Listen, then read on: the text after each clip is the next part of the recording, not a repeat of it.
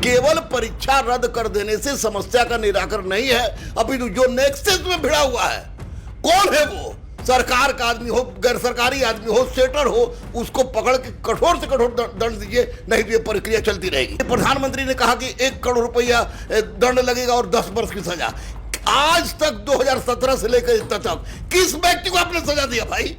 कौन व्यक्ति पे 1 करोड़ का दंड लगा? कुछ व्यक्ति को 10 वर्ष सजा हुई, आज तक नहीं हुआ। आप देखें कि कभी भी ऐसा यूपीएससी के एग्जाम कराती है, कभी इस तरह के घटनाएं नहीं घटती हैं। लेकिन ये एक टेस्टिंग एजेंसी जो कि प्राइवेट पार्टनरशिप में है गवर्नमेंट के साथ, और तब ये इस तरह की हरकत करता है, तो इसमें तो सख्त से सख्त कार्रवाई। 2016 में 17 में प्रोमेट्रिक ने भी ऐसा किया था, जो नीट पीजी का एग्जाम कराता था, तो प्रोमेट्रिक को हटा दिया गया पूरी तरह नीट पीजी से।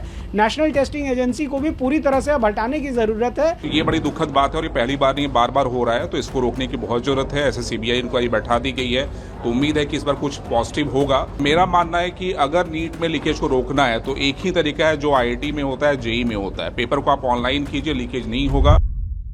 नीट का जो है 2026 का एग्जाम रद्द कर दिया गया है, फिर से पेपर लीक के मामले सामने आए हैं और इस बार सीबीआई इसकी जांच करेगी, क्या कहिएगा? देखिए, मैं स्पष्ट रूप से बता दूं, ये पहला मौका नहीं है। 2017 में हुआ, 2021 में हुआ, 2024 में हुआ, 2026 में हुआ।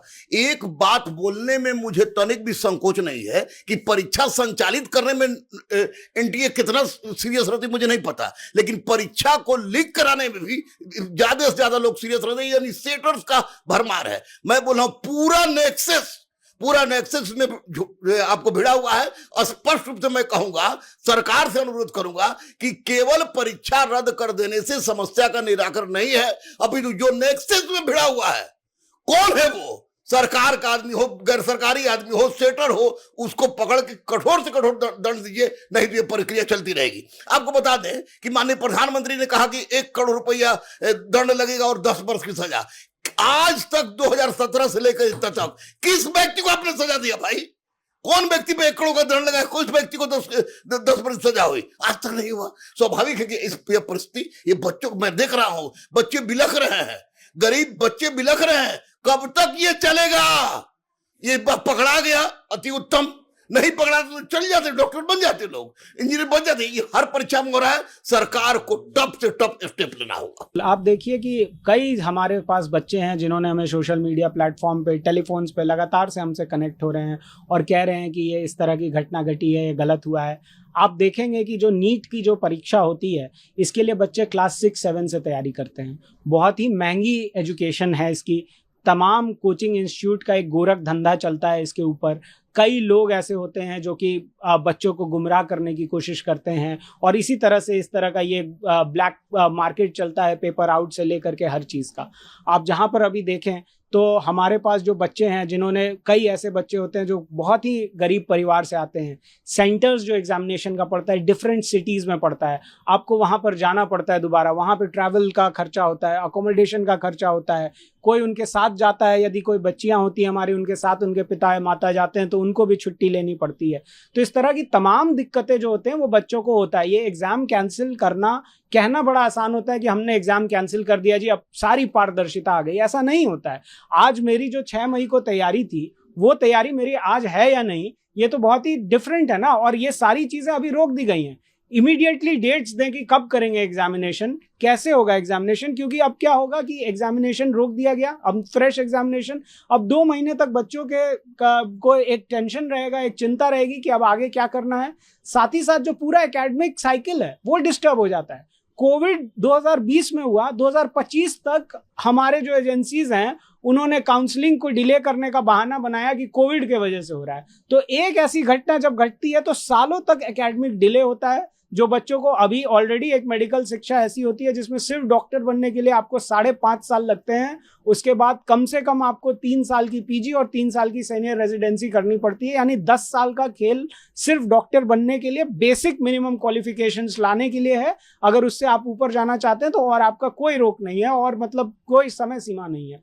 तो ऐसे में जो एकेडमिक डिले हो रहा है और जो फाइनेंशियल लॉस हो रहा है बच्चों को, पेरेंट्स को, उन सब की अकाउंटेबिलिटी कौन लेगा, उन सब का जिम्मेदारी कौन लेगा?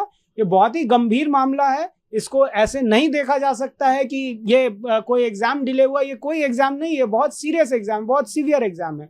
आप देखें कि कभी भी ऐसा यूपीएससी एग्जाम कराती है, कभी इस तरह के घटनाएं नहीं घटती हैं। लेकिन ये एक टेस्टिंग एजेंसी जो कि प्राइवेट पार्टनरशिप में है गवर्नमेंट के साथ, और तब ये इस तरह की हरकत करता है, तो इसमें तो सख्त से सख्त कार्रवाई। मुझे याद है कि 2017 में प्रोमेट्रिक ने भी ऐसा किया था, जो नीट पीजी का एग्जाम कराता था, तो प्रोमेट्रिक को हटा दिया गया पूरी तरह नीट पीजी से। नेशनल टेस्टिंग एजेंसी को भी पूरी तरह से अब हटाने की जरूरत है, और जो शिक्षा प्रणाली है, जो एग्जामिनेशन प्रणाली है मेडिकल सिस्टम का, उसको रिवैम्प करने की जरूरत है। उसके लिए नई टेस्टिंग एजेंसी और नए सिरे से काम करने की जरूरत है। और इन बच्चों को कहीं ना कहीं हमें फेवरेबल इनके लिए कि ये क्या चाहते हैं, उसके लिए एक डिलीवरी डायलॉग सिस्टम इस्टेब्लिश करना होगा। हम भी उनसे बात करेंगे कि अभी तो जो हो गया, अब इसके लिए आगे बच्चों को किस तरह से हम मदद कर सकते हैं कि उन्हें एक ऐसा लगे कि उनका जो वातावरण बनाया गया है वो उनके फेवर में है। अब सरकार उनके साथ है और जो प्रणाली है उनके साथ है, उसके लिए हम सारे एसोसिएशन उनके साथ हैं। इसके लिए हमें उन्हें क्लियर कट मैसेज देना होगा, और इसके लिए गवर्नमेंट को अपने लेवल पे बहुत टाइटनेस लानी होगी। जरा सी भी लैक्सिटी इन सारे सेंसिटिव इशू में फार्मा डॉक्टर्स एसोसिएशन बिल्कुल टॉलरेट नहीं करेगा। बहुत दुखद बात है, 22 लाख से ज्यादा बच्चे इस पेपर में अपीयर हुए थे। बिहार से 1.5 लाख बच्चे अपीयर हुए थे, और पेपर लीक हो जाने से उन बच्चे हतोत्साहित हैं। ये सारे बच्चे हैं जो कि मेरे से मिलने आए हैं, न्यूज आते ही 12 बजे न्यूज आया और ये बच्चे मेरे पास आए, सर अब क्या करना है। तो ये बड़ी दुखद बात है, और ये पहली बार नहीं, बार बार हो रहा है, तो इसको रोकने की बहुत जरूरत है। ऐसे सीबीआई इंक्वायरी बैठा दी गई है, तो उम्मीद है कि इस बार कुछ पॉजिटिव होगा। और मेरा मानना है कि अगर नीट में लीकेज को रोकना है तो एक ही तरीका है जो आईआईटी में होता है, जेई में होता है। पेपर को आप ऑनलाइन कीजिए, लीकेज नहीं होगा। तो मेरा एडवाइस होगा, जो भी सीनियर लोग सुन रहे हैं, जो बैठे हुए हैं हायर अथॉरिटी को, वही बोलना चाहूंगा कि आप नीट को भी जल्दी जल्दी ऑनलाइन कर दीजिए। एक बार सर्वर में पेपर होगा, एक क्लिक पे बच्चे के सामने पेपर आएगा। लीक होने का चांस ही नहीं। आप पेपर को ट्रांसपोर्ट करेंगे, प्रिंट करेंगे, उसमें लीक होने के पूरे चांस होते हैं। लेकिन पिछले बार भी 2024 में भी हुआ था, और पटना से हुआ था जी। तो उसको लेकर लगातार इस तरीके के पेपर लीक हो रहे हैं, तो बच्चों लोग पर कितना इफेक्ट? नहीं, बच्चों पे बहुत असर पड़ता है, बच्चों पे, उनके माता पिता पे। हम लोग इतनी मेहनत करते हैं तो ये तो होता रहता है, और बच्चों के ऊपर बहुत बुरा असर पड़ रहा है। लेकिन मैं ये बोलना चाहूँ, बच्चों को डिसहार्टन नहीं होना है। अगर आपने 650 स्कोर किया था तो आप और मेहनत कीजिए, 670 कीजिए, 670 या 690 कीजिए।